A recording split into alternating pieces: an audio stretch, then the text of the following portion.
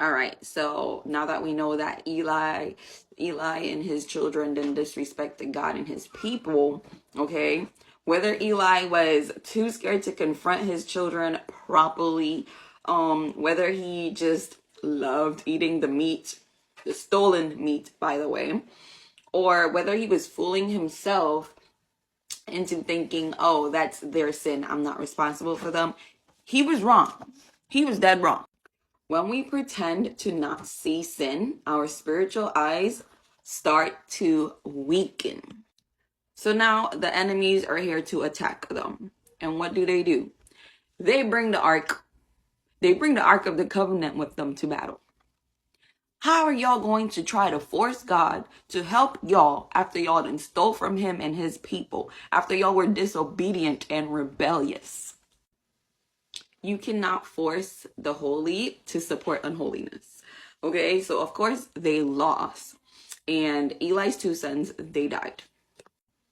So then they go to tell Eli this, and he dies.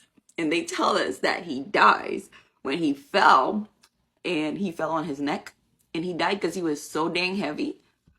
I think they made it a point to tell us that he was heavy because he had been eating the stolen meat. So then his daughter-in-law is pregnant with one of his son's kids, and they go tell her that the guy's dead. And so she goes into labor from the stress of this. She then names her son Ichabod, which means the glory has gone. So how does this translate? When people, especially leaders, steal from God and his people, and they turn a blind eye to it and say or do nothing, then God's glory goes where? Bye-bye. So when you see these big old mega churches out here, or even small churches, and the leaders are not walking righteously, where's God's glory? It's not there. Their churches, God is not in them churches. Okay, a few things that God has said.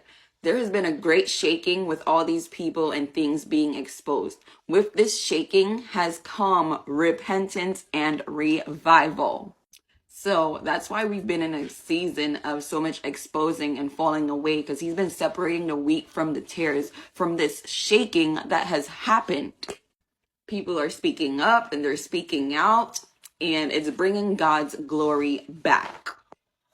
So if you've been called to repentance and have accepted that it's time for you to be repenting and finding Christ, he wants you to pray, fast, put him first, and align your heart with his.